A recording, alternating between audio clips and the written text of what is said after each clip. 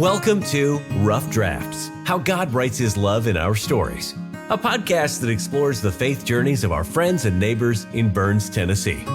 Everyone has a story to tell, and in this podcast, we'll hear powerful and inspiring stories of how God works in the ordinary lives of people like you and me. Our stories are unfinished and perfectly imperfect. They are just rough drafts, a glimpse of what is to come because God is still at work, writing plot twists, introducing new characters, and bringing good even from the most challenging circumstances. Join us as we see what God is up to in our stories. Here's your host, Matthew Hyatt.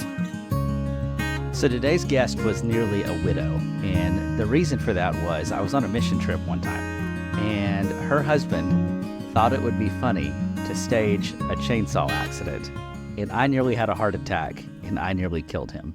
But she promises me that she has trained him better than that, and she's had him for quite some time.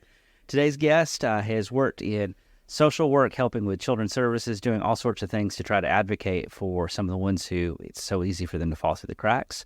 I'm really glad for you to meet my friend, Amanda Feltz. Amanda, welcome. Hi. So you stayed up last night making notes for this. Yes. If you need to understand anything about me, it's that I'm absolutely nothing like Josh. So I'm the stay up all night, prepare, take notes, have a plan person, and Josh is the let's have fun, let's see where this goes person. Yes, he is the seat of his pants. Yes. And you have already hemmed the seat of his pants. Absolutely. Well, I'm really glad you agreed to do this. I know there's some trepidation, but that's okay. Everybody feels a little bit awkward about talking in front of a microphone, telling their story. And this is one of the ones I'm really looking forward to because I don't know your story. So we get to learn it together. It's going to be fun. So, Amanda, what's your story? I think to talk about my story, you mentioned that as a social worker, I advocate for those that don't always have someone or that fall through the cracks. And for me, I think that starts a lot with me as a child falling through the cracks. A lot of my story comes from just trying to be the person that I needed when I was a kid. And, not having a father and learning about the Father's love and accepting that into my life. Well, that's a start. Yeah, it sure is. So walk me through it. Where were you? Where are you? And how did you get from A to B? Okay.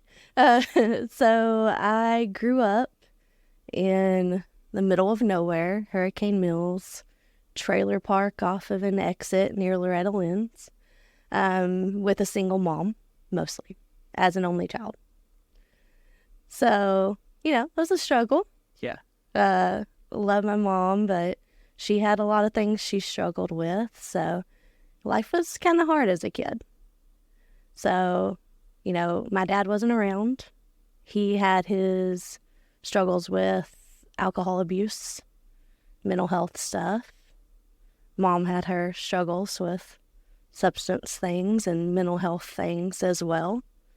So I spent a lot of childhood taking care of myself and learning to rely on myself. Like that adults weren't really there to take care of you. Yeah. They're kind of hard lesson get in the for a way. kid to learn. Yeah. When you're doing better at self-care than the people who should be caring for you. Yeah, absolutely. So, as a kid, things were kind of lonely. Like I said, I was an only child too, so there weren't really a lot of kids around either. So, in my imagination, I had a pretty good one as a kid, for sure. Did we have a lot of imaginary friends? Oh, so many. One was actually a rock. Okay. That's commitment right there. Right? All the way commitment. I love it. I love it. I did have some cool people in my life, like my grandfather. He was a school teacher. He was like the only person in our family at that point to have gone to college. So he was a really good person to help guide me. He would answer any question I ever had. And he was, loving and caring. He would play pretend with me and all of that stuff. But I didn't have a lot of God-following people in my life. So that wasn't really modeled for me a lot as a kid. I had a great aunt that decided that she was going to help me and take me to church. So my first introductions to church were a little odd.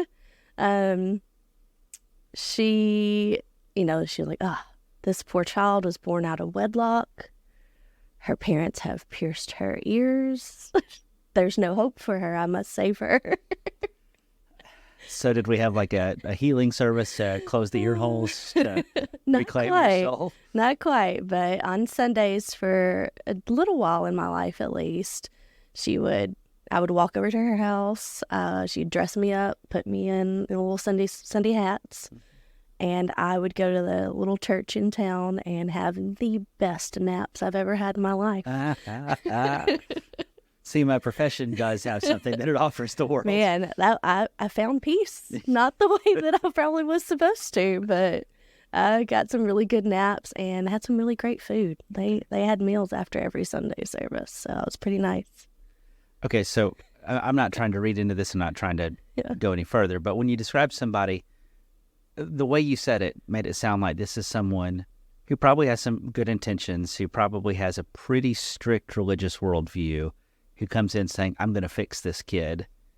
And the issues we see are pierced ears, and we're living in a house that has people with addictions. Yes. That feels like missing the forest for the trees. It felt like that as a kid too. Obviously, I didn't have the, ability that I have now to look back and see what might be going on. But at the time, I was just like, okay, I'll come here and eat some good food and go to sleep. So, I mean, was it just sort of these people don't really know what they're talking about, or was it hurt, or was it, what was your experience? Was it just there? I don't know, honestly. We never really had a close relationship. I think maybe she was trying to do what she thought she was supposed to do. Yeah. But, like I said, kind of missing the mark. Yeah. On what we needed to focus on. Well, you described two family members, one who knew how to play with your imaginary friends and make you feel seen and heard, and another who said, we're going to fix you. Yeah. And again, those were my words, not yours. So if any of these people are listening, she's not being mean to you. They're dead. Okay. So it's okay. Oh, we can talk about it all we want then. Jerks. No. Yeah. Okay. So what happens next?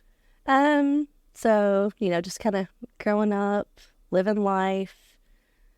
Probably I'd say the next big things that happen in life would be, being a teenager, young teen, early teen, those types of times in life, Fun times. No, not fun times.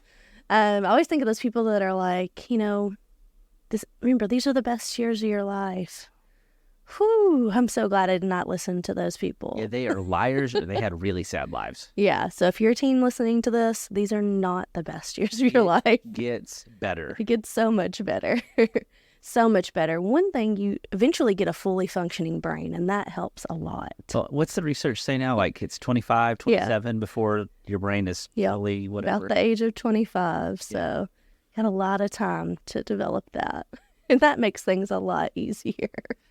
It's really interesting. There's been some research about how adolescence has been elongated, probably both culturally and physiologically. Yet, despite that, we put more adult responsibilities on our tweens. Absolutely. I don't know where I'm going with that, but it just seems like a problem, Oh, it sure is. And I think that connects a lot with, my story as a kid. I was taking care of myself. No one was worried about me getting up for school. No one cared about what my grades were like or what was going on. So I had to learn to become internally motivated. So, I look at my kids now and I'm like, oh my goodness, get up, do something. Do your chores. It's because I never had that. So I'm like, what is going on here? So it's hard for me to connect to that sometimes because I was like, no one cared. So I had to care a lot. So why do you think you ended up internally motivated as opposed to, there's a lot of kids you put them in that situation where they just don't. You did. Yeah. I think you did okay in school. I mean, Oh, still yeah, I alive. did good. I was a nerd for sure. Yeah. I mean, was that an escape for you? Why do you think you ended up? Yeah. I think that helps start a little bit of my God story. Okay. Because there was always something. Yeah. I did not know what it was. I didn't have a name for it or an understanding for it. There was always something there, a conscience, something in the back of my head that would be like, don't do this other stuff. Yeah. Do this. Not to say I did not make bad choices. I made tons of bad choices. Who doesn't? Yeah. But there was something that I was trying to find, a connection. I think, not having a good male role model in my life and a father figure, shaped a lot of my decisions. And so I spent a lot of my teenage years trying to find that in boys. And so shocker, teenage boys, it's not a good place to find anything. Oh, you can find some things. Not the good things not that you the need things in you- life no. at that moment. Oh, yeah. But I mean, Yeah. that's like, that story is as old as time, right? Yeah. I'm missing this thing. I go looking for a replacement, and what I get is a bad knockoff that does me more harm. I end up with the same sort of people that abandoned me to start with. Absolutely. Lots of unhealthy relationships, lots of unsafe situations. But I was like the mom of my group. Okay. Shocker, right? But I was always taking care of people. So even though we were, at really unsafe places doing unsafe things, I was the one that was like, oh, okay, y'all got to calm down. We got to make sure no one dies here. Yeah, exactly. Like we're not going to go this far. We're not going to do this thing. You're not going to get into this trouble. Yeah. So I was that person, I think because I had that something at the time of like, don't do this. You can do better, in my head. So how did that something develop in you further? So fast forward through high school years. I wish I could have done that in real life. Yeah, seriously.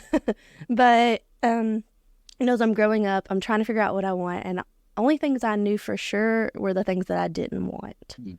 So the things that were modeled for me, what family looked like, what, work looked like, what life and health and all of that looked like, I knew I didn't want those things for me. Right. So I knew I had to find something else. And so my grandfather, he was around, he was given, sprinkles of good things, positivity, all of that. And, education was important to him. And so he was like, just go to college. If you don't know what else you want to do, let's start there. Yeah. And so that kind of was a motivator for me through high school of like, I want to do something else. How do I get out of here realistically?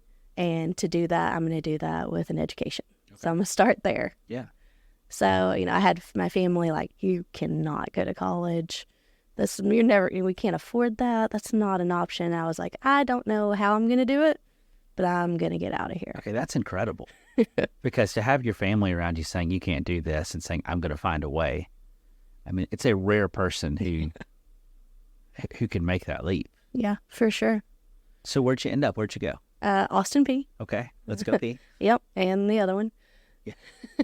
The other one. Show your penis. Oh, yeah. You didn't hear that I forgot one? about that one. Yeah, Yes. yeah. That was was PEAY Y, yes. dash NESS. That's before I right. get phone calls. And she said that, not me. Okay. Yeah, I was listening to that social worker, and yep. So I ended up at Austin P. Go guys. It was close, but not too close. So, it was a good over hour away from home. So I could get some distance, but not too much distance if I needed to come back. I don't think people understand how significant of the college journey just not being at home is. Like getting at least not sleeping at home. And like, I get sometimes you have to for financial and family responsibilities and all that stuff. Yeah. But I'm grateful for Tennessee Promise for opening the doors for people. Yeah, it's amazing. But on the same token, it makes me a little bit sad because I think it's made it a lot easier for a lot of people to stay at home which I think has robbed them of some of what matters most. Yeah. Because I think the most important things that happened in college probably happened around midnight in the dorm, Yeah. not at 10 a.m. in a classroom. Yeah. But, I think so. So I go to college. I don't know what I'm really doing, just know that I'm going. you're going to be there. Yeah, and I was fully undecided. So I just went in with no major. I know a lot of people, they either quote know what they want to do. Haha, they don't. Yeah. Or they decide what they're going to do a million different times. Change majors 43 times. And so I think that probably speaks to me as a person. I'm a cautious person, I don't run head first into anything. So I was like, okay, I'm going to go here. I'm going to spend at least this first year, and I'm going to figure out what I'm going to do. So I'm, take core classes and just kind of research jobs and what speaks to me. Okay. And so I'd always said, if I can't figure it out, I'll be a teacher. Okay. That was my Kind fallback. of because of your grandfather. Yeah. I was like, okay, I could. I knew I wanted to do something with kids. I wanted to do something to help kids. Because as I, transitioned from being there for the kids that were kids with me, as I get older and the people around me get older, I'm the person who's like, at the party looking out for these other people's kids that are there. Yeah. So like, I don't let loose really, but I'm not, being wild and crazy. I'm hanging out with the friends, but I'm watching out like, oh, someone's got a kid over here. Yeah. Let me see what's going on. What are they getting into? Let me make sure they're okay. Yeah. So that was just part of me, of like something in me of like, watch out for these little kids. Mm-hmm. So I was like, I need to do something with kids. So as I started researching things and learning about social work, I was like, okay, I think this is something that I could do. Yeah. So I think I was one of the rare people in the world that was like, I want to work in child welfare. Yeah. That was my goal in college, was to work with kids who had experienced abuse and neglect, had experienced some things that I had experienced, and provide some intervention. Yeah. And maybe help possibly make things a little easier. Well, you started today by saying you wanted to be who you needed as a child, and here you are. Yeah. And so I was like, okay, so this is what I'm going to do. I had some really good opportunities in college. I got a stipend, and I qualified to kind of get money from the state and take some classes in agreement that when I got out of college, I would work for them for a certain period of time. Okay. So a really cool opportunity that made that work out for me. That's nice. Yeah. But, while I'm in college, I'm also struggling with a lot of mental health stuff. So that was a problem as a kid, too. I had a lot of, I don't know why, but I had a lot of anxiety and depression. And so I struggled with that off and on as a kid, as a teen. And then when I went away to college, I was glad for that freedom, but I was also very overwhelmed. Well, it's funny, like even though you didn't have a safety net at home, it was the comfort of the familiar. Yeah, what you know. When you go to college, like I am now navigating new friend groups, new opportunities, new living arrangements, new everything. Yeah. So I lived on campus the first year. Okay. And then I did not go back to campus after that. And it was a fun time. Like, I got there and the dorms were covered in mold. So I lived in the hotel for a while. And so there was a lot of things that made it very tumultuous, I guess. So I was like, ooh, this is terrifying. This is too much. Yeah. So I moved back home. Okay. For my sophomore year. Thing. Yeah. Ooh, that's tough. Yeah. And it was a good hour and 15, hour and 30 yeah. drive to get there every day. You think it's hard enough to get a college kid to wake up in time for class when they got to walk 3 minutes? Yeah. To make that drive, it was fun for sure. So how many tickets? No. Strangely enough, none. Wow. Yeah. That's just because there's no one in no one's Tennessee, no one's on those roads. Yeah, and if they are, they're not. Yeah, it's not for good reason. That's right. So you were fine. You just had you had to buy. Yeah. So I go back home, And at the time I had a serious boyfriend who wasn't at college, so that probably helped me coming back home too. Okay, yeah. So I was like, oh, got to get back close to the boyfriend, got to figure this out. So I spent some time commuting. And then a little while later, and while I'm at college, I mean, there's no church, there's no talks of church, there's no talks of God. None of that is any part of my life whatsoever. Right. So I don't have anyone in my life that's, talking about that. There's no like, won't you come to church with me or anything like that. Yeah. So that's one of the things that I love when I hear about what Bethany and Tyler are doing with the Gap ministry. Mm-hmm. I'm like, oh, wow, that's really cool. That would have been nice. Yeah, it would have been really nice. I don't know if I would have been receptive, but maybe not. it's possible. Yeah. Well, just having the option.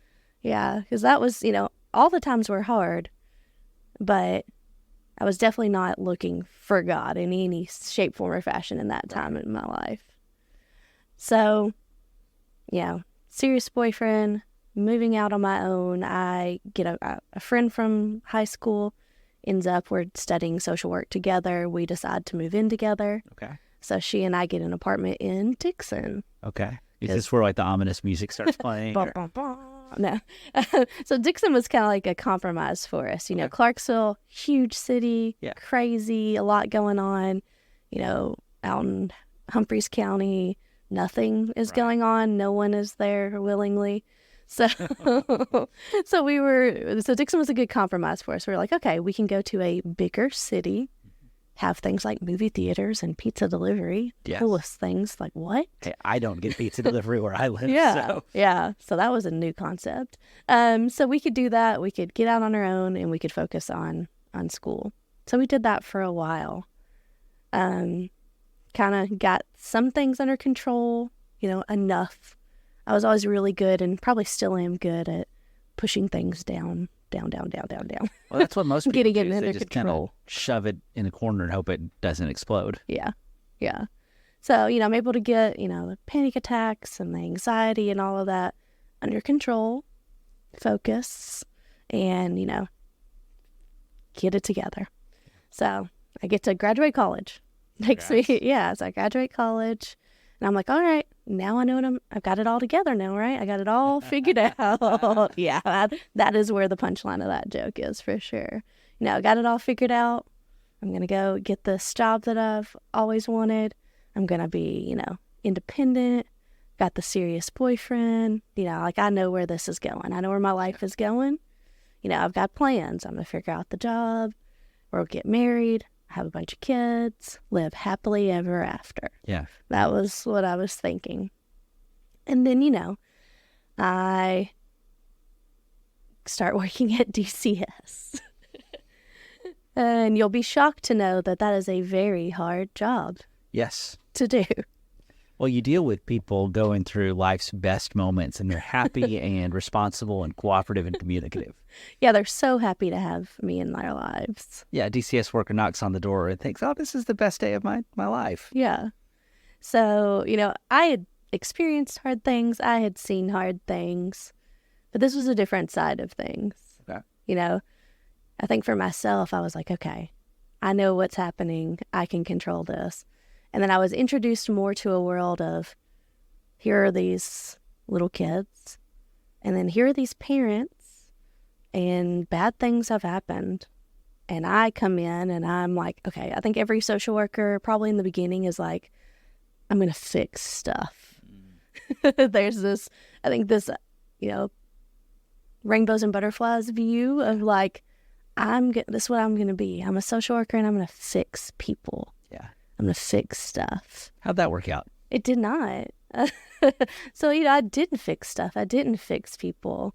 I think I helped. Yeah. And I think that's really what it's about with social work is you're helping. I'm not a cure. There's no such thing as fixing people. No, there's really not. If you're dating someone and you're trying to fix them, just go ahead and dump them. It's going to save everybody a lot of time and trouble. I wish you would have been with me in that time and told me that. Well, you couldn't hurt it. No, I would not have heard it. No, absolutely not. Because that was me. I would find the boy that really needed someone to save them and fix them. Yeah. And I would take on that project. And so that was, at home, I was trying to do that. And then what happens? Because it follows the same two or three trajectories. Either you can't fix them, which is always true. Yeah. And they start to resent you for your efforts, or it's so discouraging you give up on them Yeah. because this project doesn't work. Or sometimes you actually do help them, and now they outgrow you. Yeah. There's never a happy ending to the I fix people. Oh, relationship. no. We were people who cared about each other, Yeah, but we were not good for each other. right. Anytime you go into a relationship with I'm going to fix you, or they're going into it of, I'm so broken, so hopeless. There's, I'm the worst. Anytime you try to help me, I'm the worst. You deserve better. I'm just a horrible person. That's not a good dynamic. No. That's not a It's one good of those- dynamic. You laugh a little bit because it almost is true. Yeah. It's not true in the way they think it's true, but it's true in a different Yeah. sort of horrible way. Yeah.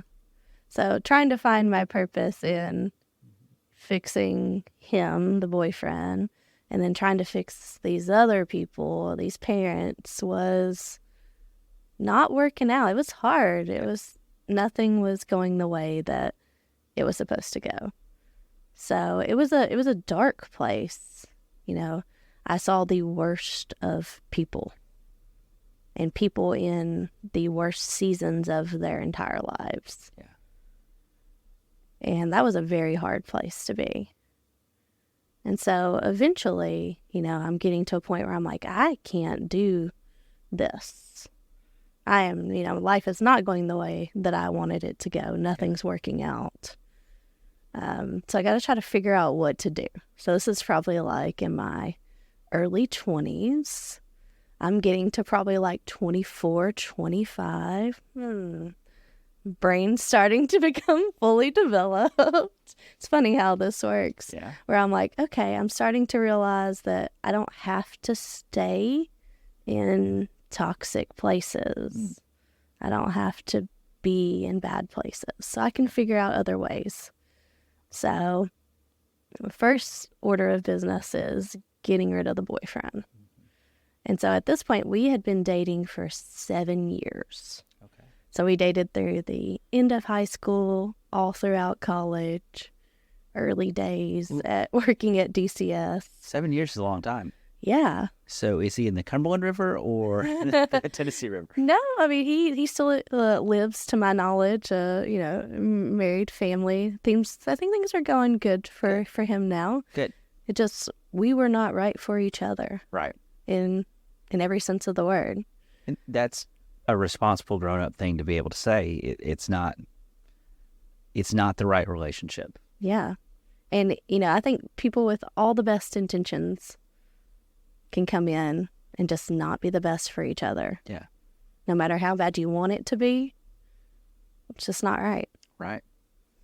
And so God really comes into the picture around this time. Okay. I think we talk about in a lot of our lessons and studies that, when you're in a bad place, you get down that, quote, rock bottom, when things get bad, you got nowhere else to go. Yeah. And I think, it makes you more receptive to God, to something else. When you're flat on your back, there's nowhere to look but up. Yeah. And, as bad as this relationship was, and I'm not trying to put words in your mouth. Yeah. The end of a 7-year relationship is going to be a time of pain and loneliness and recalibration. Oh, yeah. It was devastating. Everything that I thought I'd saw for my life was not there anymore. And at this point, I'm like, I'm 25. And at the time, I'm thinking, like, this is the it. Like, what? I got to figure it out now, or nothing is ever going to happen. I was like, I've wasted so much of my life, my prime, all of those silly thoughts in my head. And I had some really good friends that I had made here in Dixon. One of those was my friend Chancey. She is my very best friend. And, when I met her, she was young, and yeah, she became, a young mom, and she dated around, and I was steady, date the same guy forever. So I would, be her counsel. So she'd come to work and be like, oh, let me tell you about this story or this story. And she had, some people in her life that she was trying to figure out, do I like this guy? Should I date this guy? And I would have nicknames for them to, keep people straight. All flattering. And helpful. Yeah.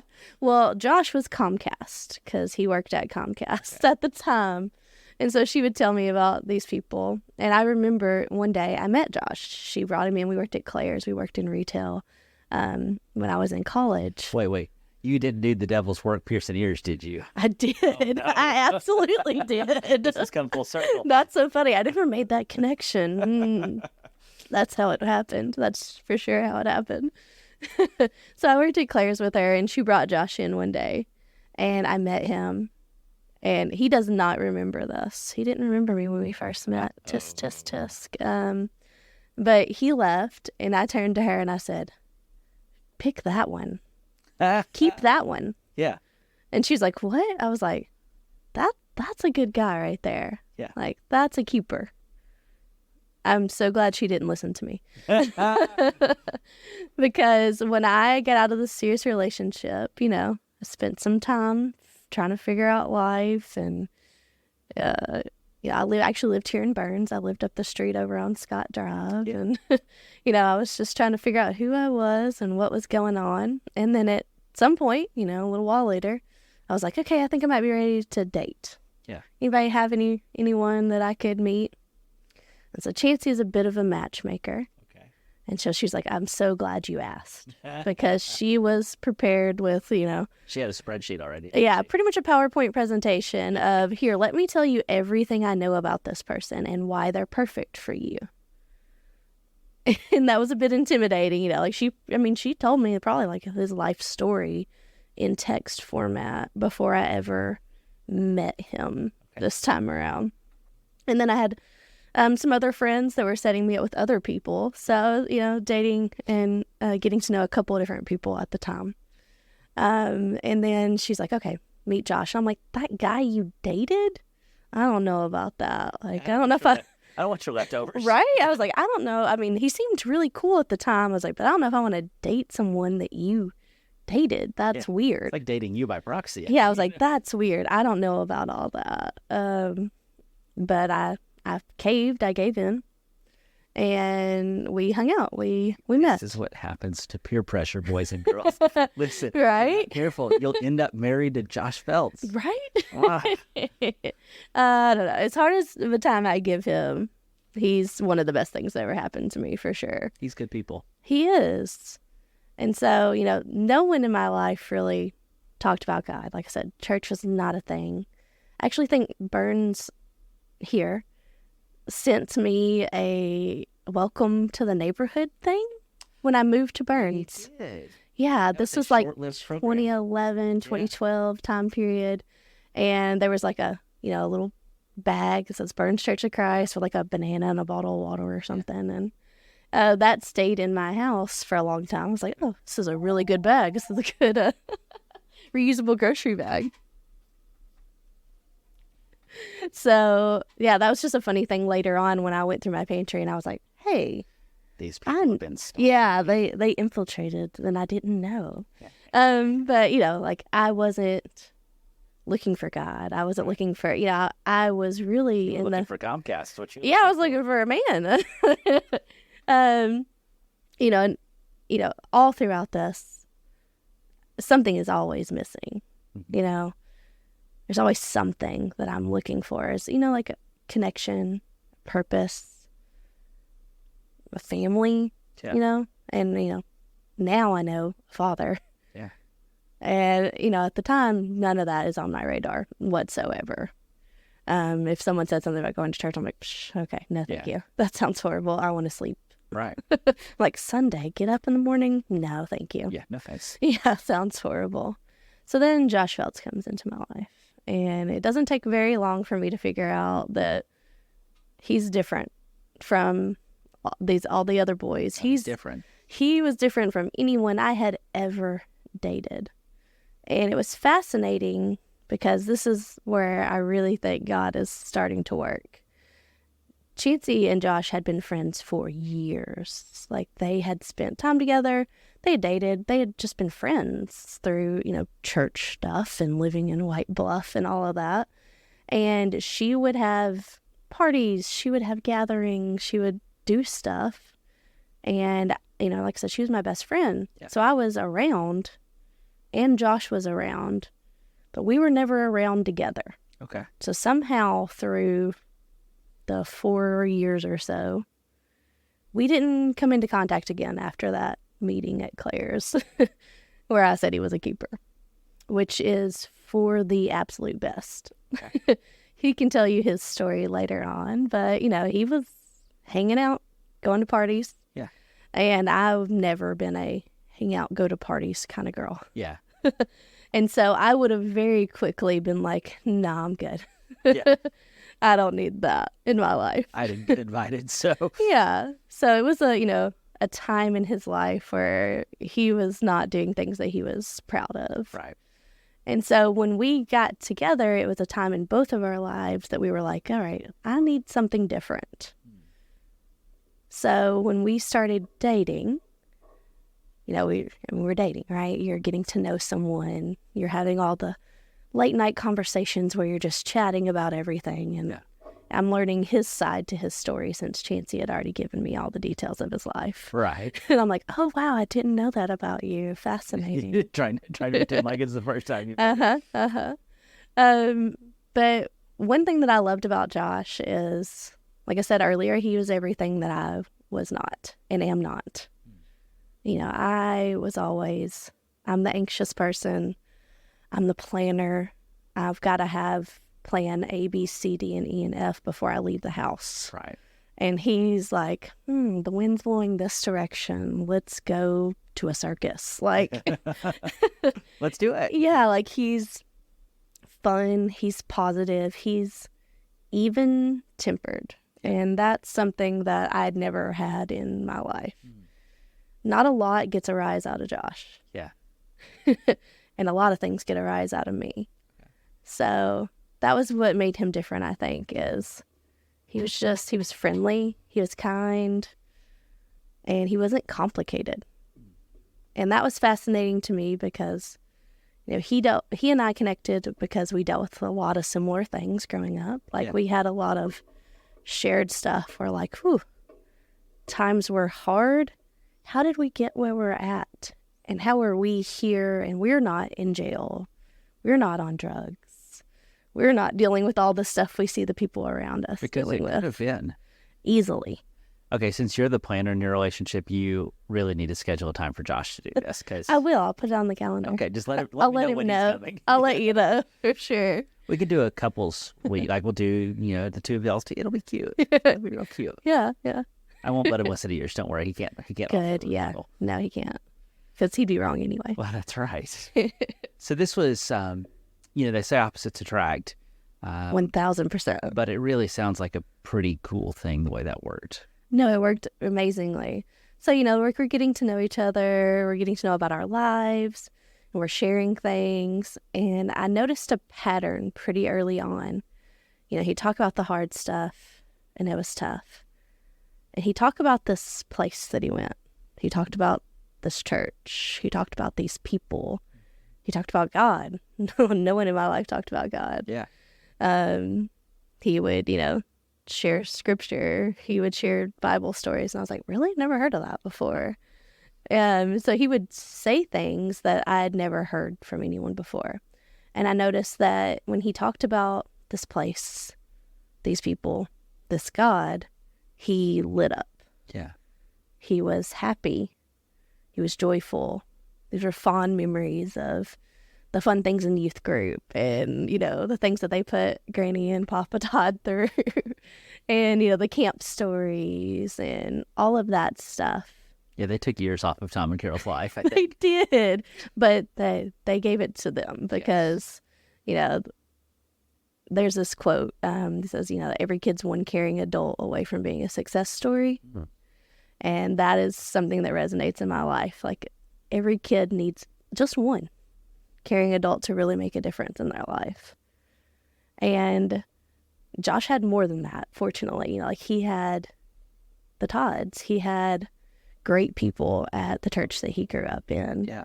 And as he would talk about these things, I never had those experiences. Like, growing up, my mom would get on kicks where we would go to church. Yeah.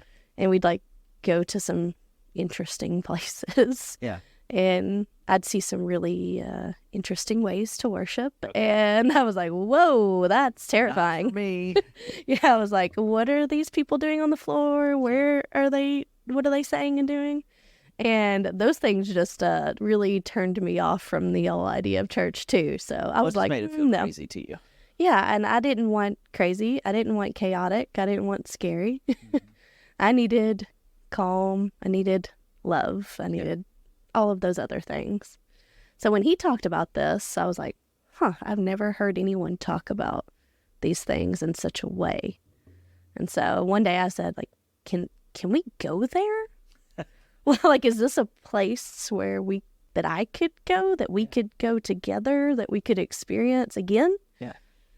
And that's kind of, where things changed. And so that was early on in our relationship, like probably a month in. Oh, wow. Okay, that's early. That's quick. Yeah, like we started dating, and, like I said, it was really easy to see that something about that place and that time in his life was different. And all of that sounded like things that I needed in my life. Good different. And I wanted. And so I thought, let's try this out. And that's all the push that he needed. Like, he had, gone in and out of church and stuff. And he was like, okay, let's do this. So we go to church where he grew up, and we meet a lot of people. I meet the Todds. I met Bethany and Allie Godwin as kids. They were in high school, I think. Okay. And they ran across the room and hugged me viciously and said, oh, thank God. We didn't think Josh would ever find someone. You're real. You exist. Yeah. And I was like, hi, nice to meet you. That's a little much. Yeah, it was a lot. And I was like, wow, okay. Met Granny and Papa Todd, and Granny always described Josh as the elusive butterfly. Yes. And I said, well, I've captured him. Yeah. And so that was pretty funny. So I got to meet all these people. And so we started going. We started attending regularly at church. I guess as regularly as we could. Because I still really loved sleep. I get it. And I worked a really hard job. I was still at DCS, still doing all of that. So we started going to church, and and I start hearing about this God.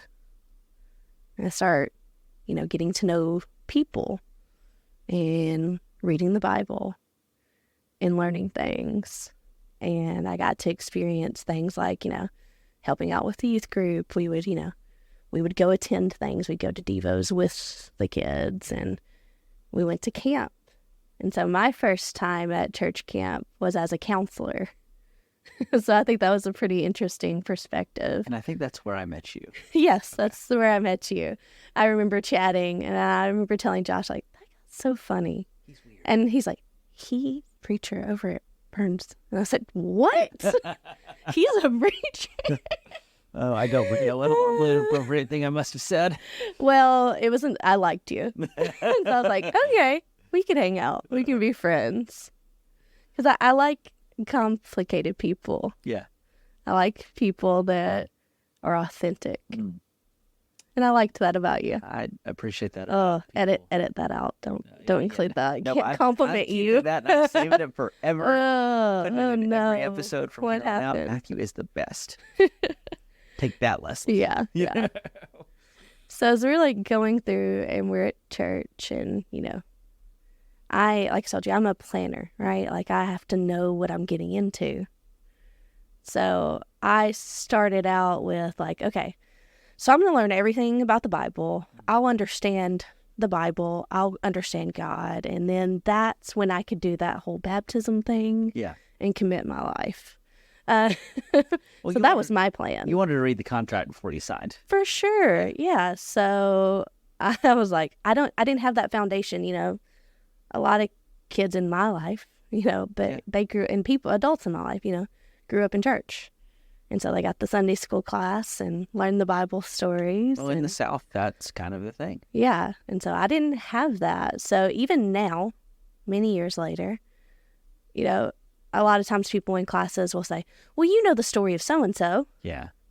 I don't know the story of so-and-so, or I didn't. And so I would sometimes I would, be brave enough to be like, can you tell that story? Tell me that story. Can you remind me of that story? Or I'd take some notes. Yeah. And then afterwards I'd be like, hey, Josh, can you show me this? What is Or that one? what are they talking about?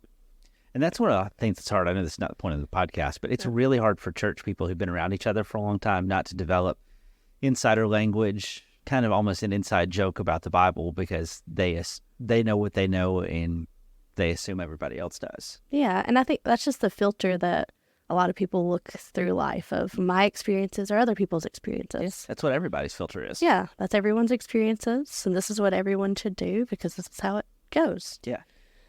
So I'm different. I like it. So I would sit in a lot of classes and be totally lost. Yeah. And I was like, how can I ever commit my life to God if I don't know anything? Yeah. So I was so confused.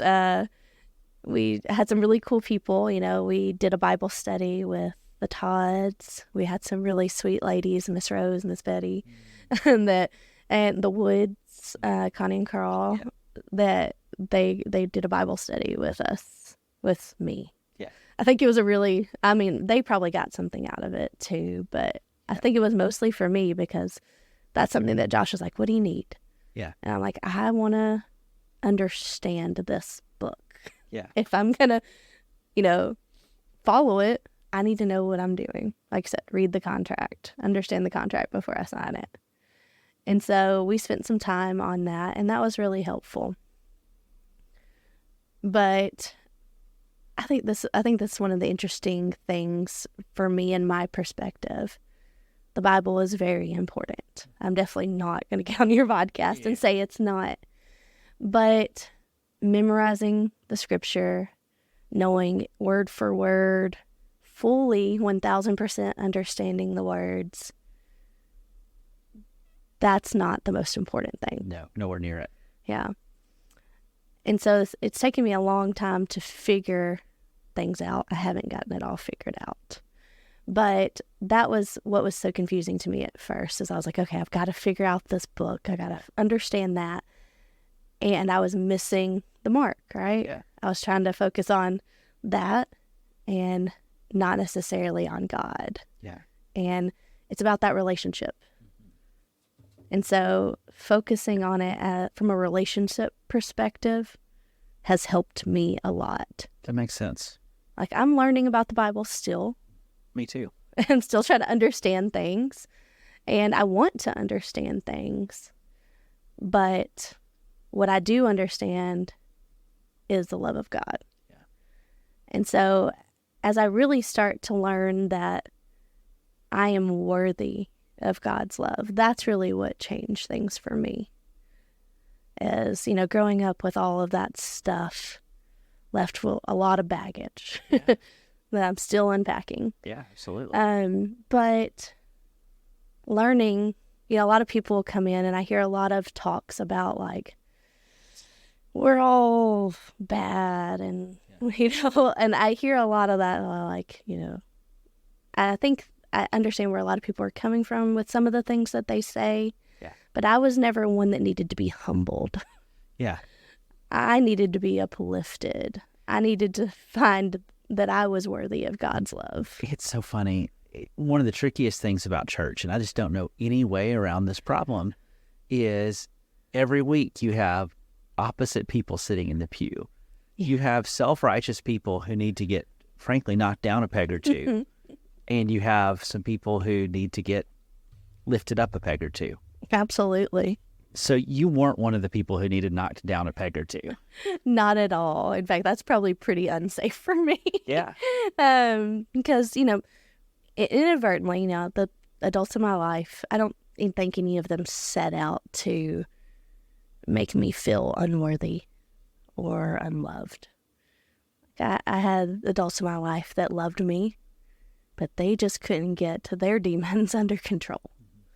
So growing up, that was kind of an internal thing, like if your father isn't there and doesn't, can't love you, then what worth do you have? Yeah. So that was an internal struggle for me throughout my life of like, how good can you be if you can't keep your own parents around? So that was hard. When you say it out loud, like the logic of it, yeah, like, you almost want to scream to yourself, it wasn't about you. Yeah. But that's not how any person processes it or feels it. No, that was not my perspective. I would think, if I were good enough, if I behaved well enough or did well enough, then I could show people that I'm worthy of love. And then what stinks is church reinforces that message. Yeah, a little bit. Trying to get people to act right. You're not acting right. You're disappointing God. Oh, yeah. Boy. Yeah. So in good ways that aligned with me, and in some bad ways that aligned with me too. So part of, my adult journey was learning that even I could be loved by God, and realizing what a real father is. And, the Bible stories that I would hear, I was like, wow, God loves us that much? It's pretty cool. Yeah, that's amazing. And I think for a lot of people, that's not a new concept. But for me, that was a very new concept. Yeah. You said recently in one of your lessons, you talked about how, God's got the big refrigerator and our art's on it. And that was such a beautiful thought. I don't know who I stole that from. But I don't know, but they really knew what they were talking about. yeah, I mean, you just need to stop and smile a little bit. Yeah. God likes you. He really does. That was beautiful. Because maybe there were probably some good things, but I couldn't remember any of those things. I couldn't remember my art ever being on anyone's refrigerator. Yeah. I couldn't remember any of those good things. So the thought of this parent-child relationship being loving, being someone who takes care of you, being someone that you can rely on, was a very new concept for me. And something that I needed desperately as I was growing up. And it's funny, again, that just kind of the tension here of some of the self-reliance you learned from your childhood was a skill that helped you succeed and do well in a lot of things. Yeah, and survive. But some of it set you up for relational difficulty and religious difficulty. And so it undermined your ability to succeed. It did both at the same time. Absolutely. People don't realize how that works. Yeah, for sure. And just coming to grips with all of that. And I think a lot of 20s is trying to figure out who you really are. Your teens, you think you know, but in the 20s for me was trying to figure out, who am I? What do I want? What's going on with life? And so learning about God was such a neat thing for me. And learning about this Father that you can trust, that never leaves, that never abandons you, was a very neat concept for me. Yeah. And so this is 2013, and sometime in the summertime, I finally was like, you know what, I'm gonna do this baptism thing. Because, I psyched myself out already for a while of I don't understand enough. I don't know enough Bible. I couldn't win any Bible Bowl trophies. I wasn't doing good in the trivia. Yeah. How could I commit myself to this if I don't know every single thing about it? Yeah. But I think I came to realize that stuff can come. Mm-hmm. And it's still coming. I'm still figuring that out. And so decided to be baptized. Mr. Todd baptized me. And that was a really cool moment. But I also was like, all right, did it. check the box. I got it all figured out now. I've done all the things. Yeah. So like life's gonna be so easy now. Ooh, yeah. How'd that work out for you? No, it didn't. No. Shocker. But I was like, wait, what? So I leave my position at DCS.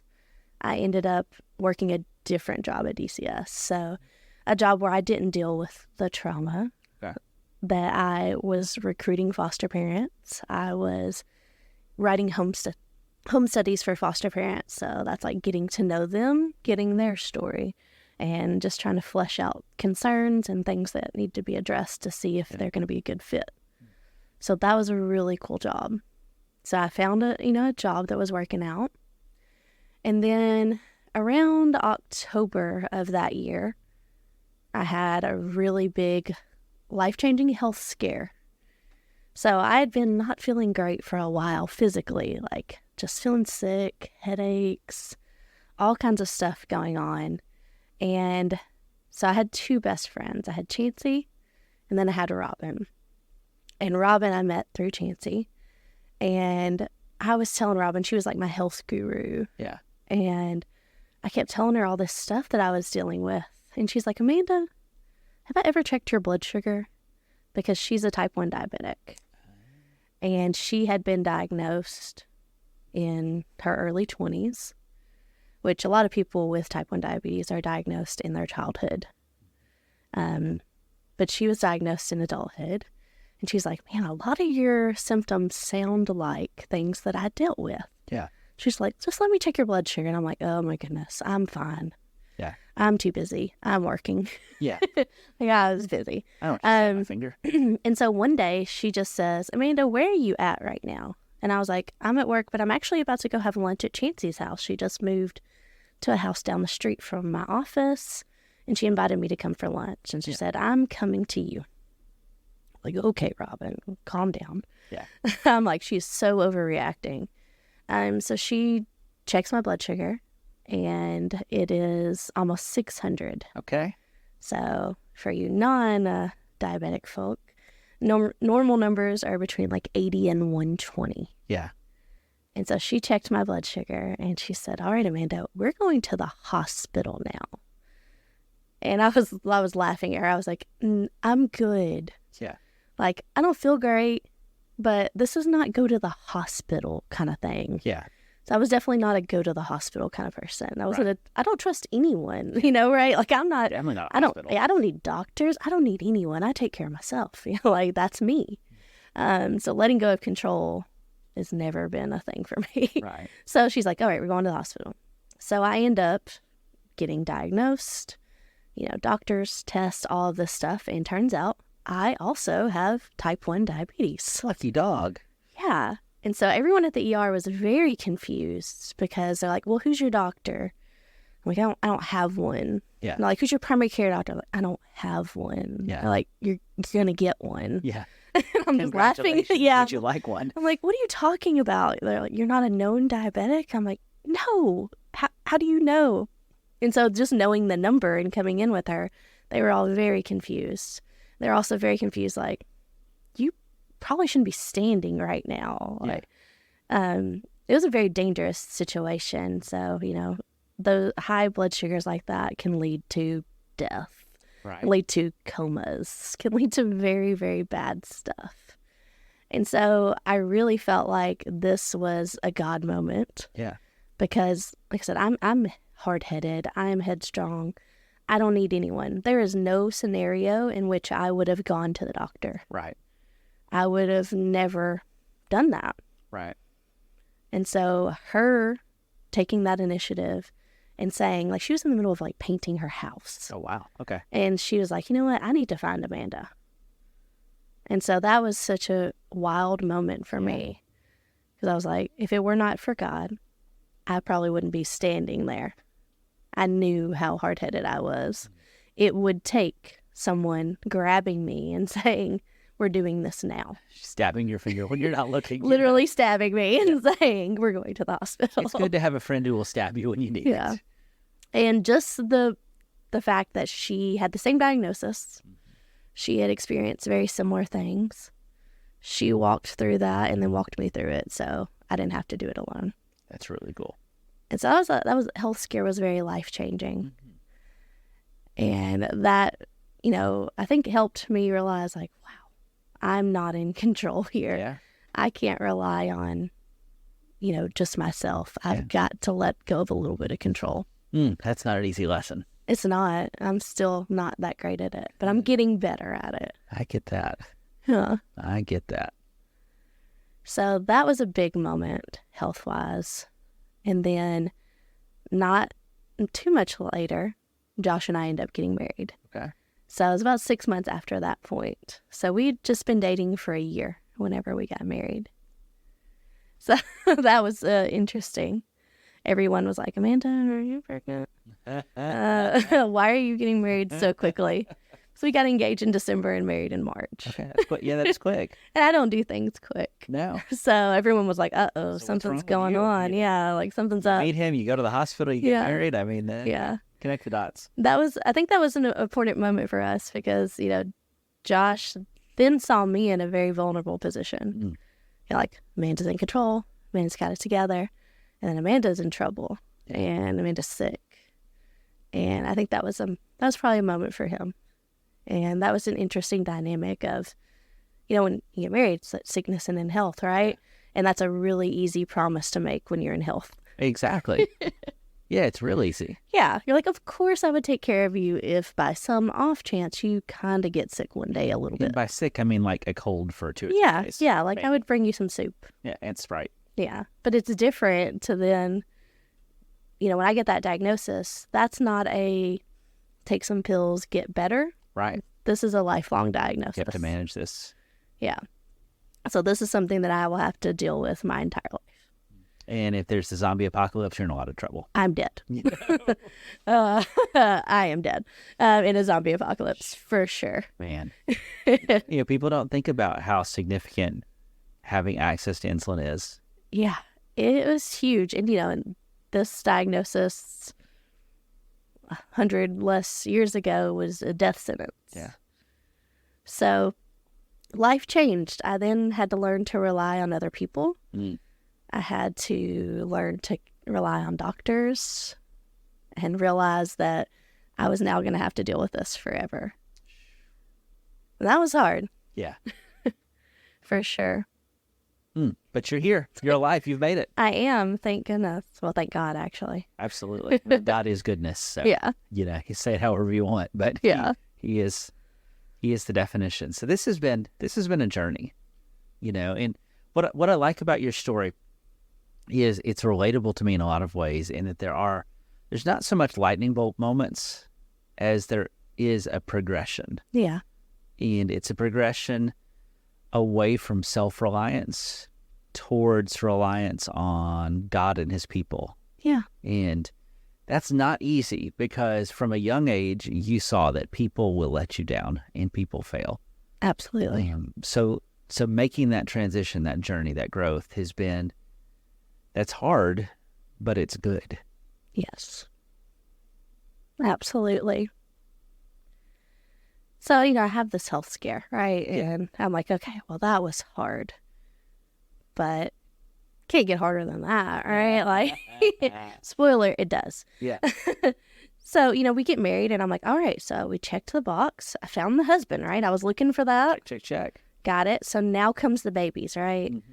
Like you learn in school that you've got to do everything you can in the world to not have the babies because it's just going to happen so fast. Right. And so easy. Yep.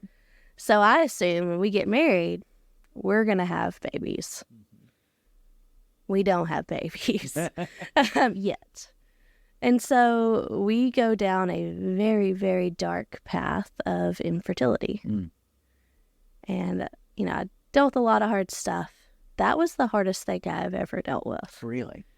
Of all of the stuff that I've said, the trauma, the childhood trauma, all of that stuff is a very lonely and isolating place. And it cultivated a lot of anger and negativity. I was like, here I am. I have found this God. I've found this place. I found this book. I'm doing the stuff I'm supposed to do. I'm checking the boxes. Give me the reward. Yeah. I'm like, why? I should be able to have a baby, right? Like, I dedicate my life to helping children. Yeah. Like, I'm going to be an awesome mom. Let me have it. And it's no. And it's no. And it's no. Month after month, year after year. And yeah, and in the meantime, we're at church, right? Like the new couple at church. What's the question all the sweet ladies want to ask? You know what I said to that question?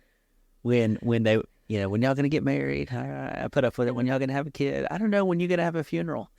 That's what. Does that make you feel uncomfortable? Yeah. Yeah.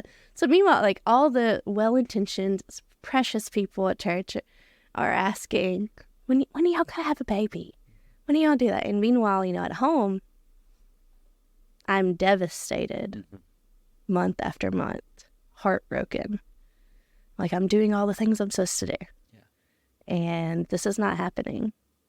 And it's supposed to happen. I'm watching everyone around me. All my friends, all my family, everyone at church. And I'm like, why not me? Yeah. I thought I was worthy, right? Like I'm learning this, I'm worth this, and I deserve things. But then I'm experiencing why not? And that was really hard. Yeah. To constantly have those questions and have to, for a long time, it was just like, I don't want to talk about this. This is not something we talk about, right? Like, and what I was experiencing was like, those are not the kind of things we talked about at church. No. No one was having those conversations. So, push it down, push it down, push it down. Old habits come back. Absolutely. And feel that distance and that trouble.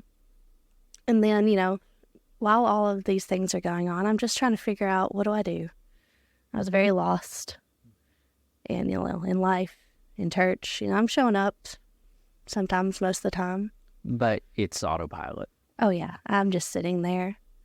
Every song makes me like, oh, where's my promise? Where's my reward?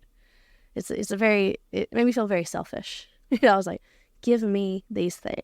Yeah. And so I was angry. I was very mad at God. I was mad at everyone and everything.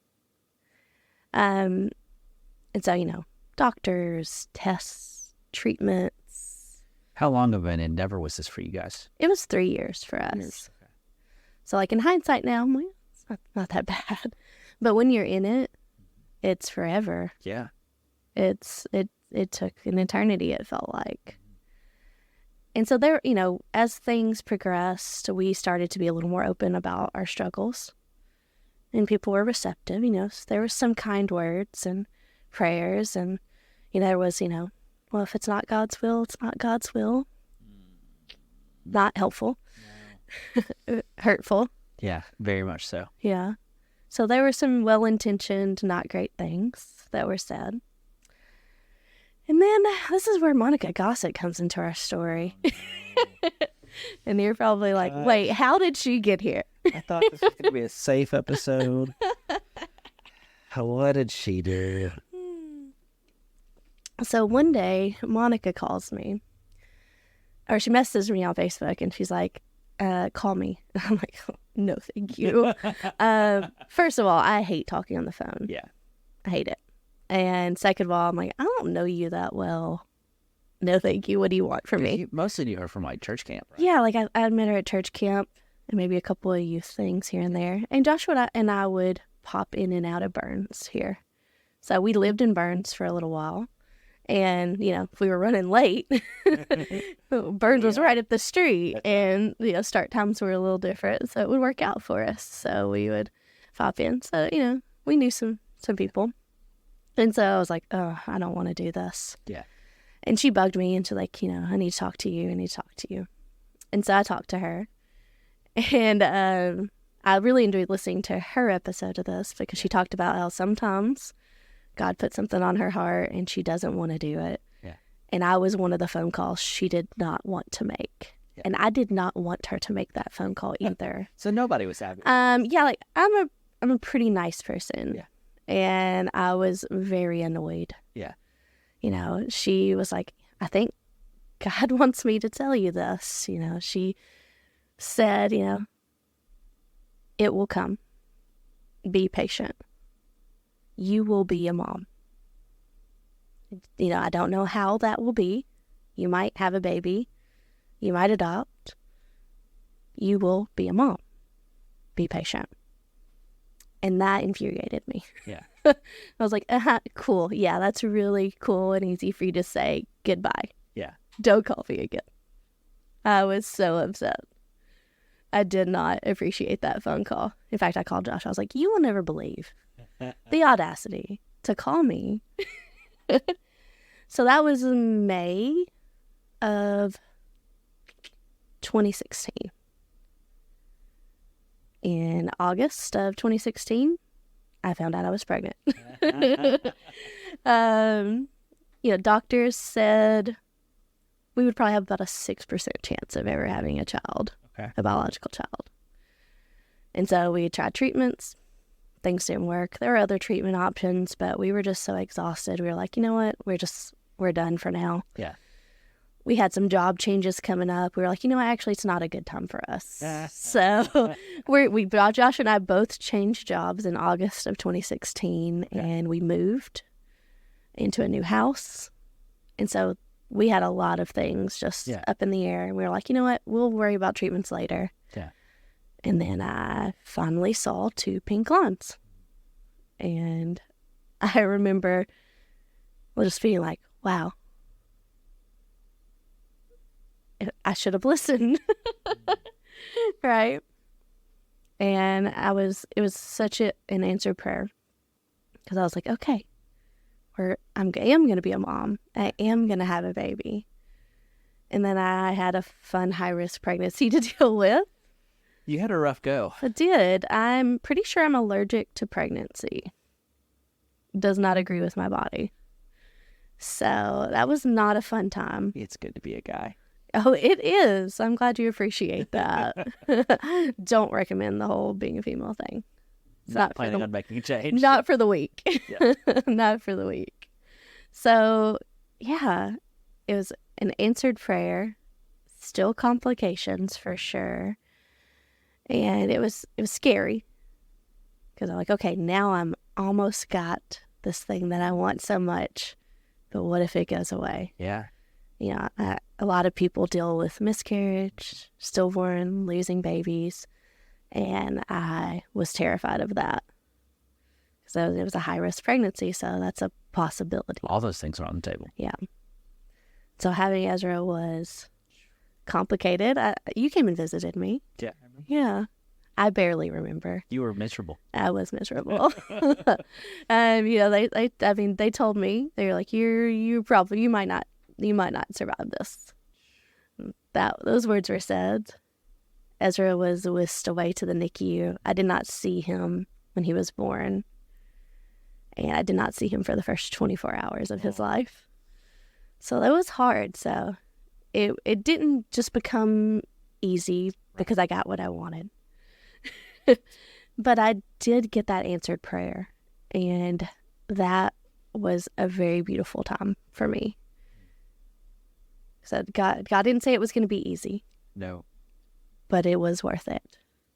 So you and Monica have to go have a follow-up conversation at some point. We never did. That's what's happening. That's what we're having right now, Monica. I'm sorry. Thank you.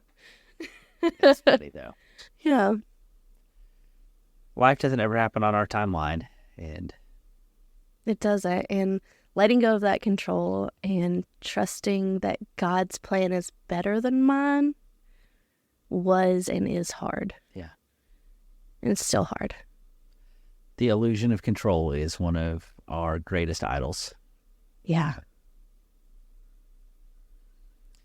So you've had an Ezra. I've had an Ezra.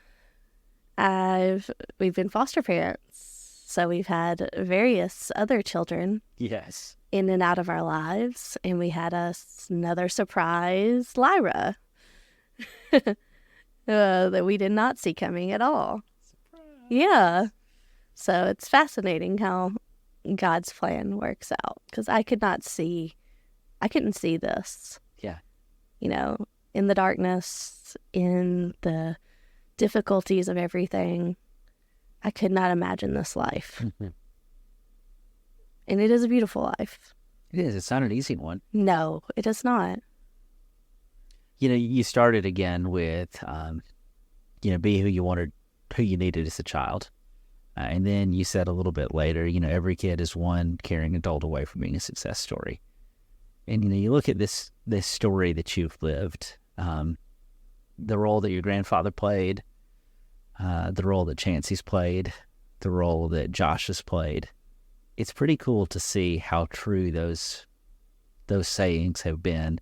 And my favorite part of your story is how you are making that true for others still in your work and in your family.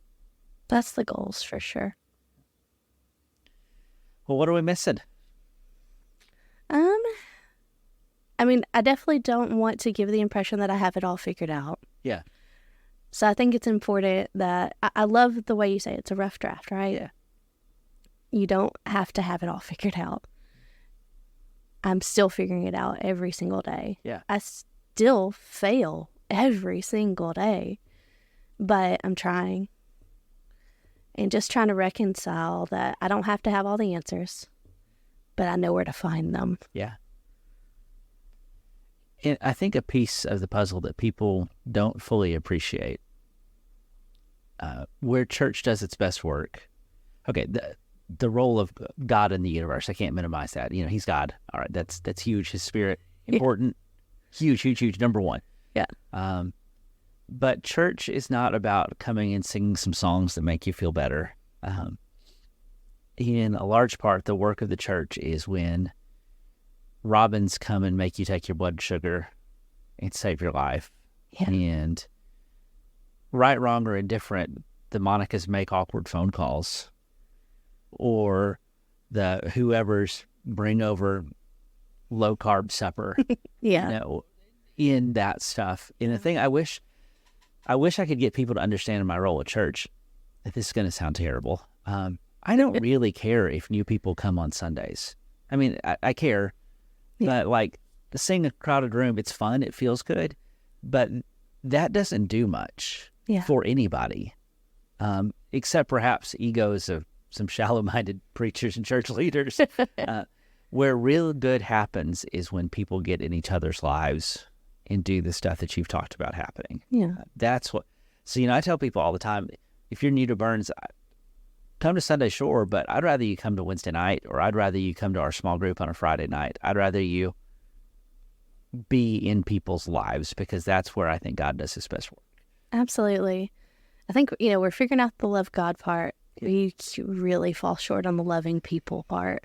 And it's tough, because even sometimes when we are with good intent attempting to love neighbor, we hurt neighbor. Yeah. Or at least are tone deaf. Well, anything else you want to share today? This has been fun. It has been fun, surprisingly. Yeah. Now, I think the only other thing I wanted to add was, like you said, that importance of love and making sure that we really understand what that word means. Yeah. Love isn't tolerance. Yeah. Love is unconditional. Yeah. And I think just focusing on that, because that was a real struggle that I had to reconcile in the church. Mm-hmm. And I don't know if it's, I don't know if I want to use the word, my liberal tendencies, but I'm a social worker, and social justice and, people who deal with complications because of who they are and where they come from are very near and dear to my heart. And that was something that, as I became a parent especially, I struggled with finding in the church. Love cannot just be a means to an end of winning a soul. Yeah. Love has to be genuine. And it comes from those relationships. It can't be done theoretically or hypothetically. It has to be done person to person. Yeah. I think sometimes we say love God, love neighbor, and it's almost it's a romantic, not in the sense of romance, but it's idealized. That's the word. Yeah. An idealized thing. Well, that sounds so great. Of course I want to love neighbor. Well, that's great. But what if your neighbor snores or has weird ear hair or votes stupid? Yeah. actually love your real neighbor, not just the idea of your neighbor. Yeah, love isn't the absence of hate. Right. Yeah. It's more than that. It's not, I just put up, it's not tolerance. It's, Yeah. Yeah. And that's what I love about this podcast.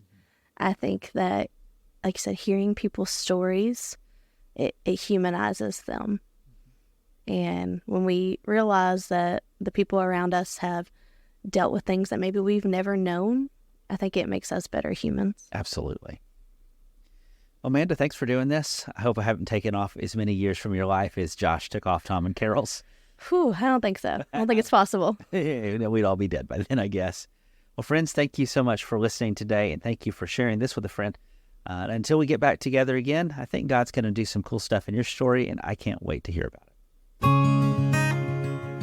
Thanks for listening to Rough Drafts.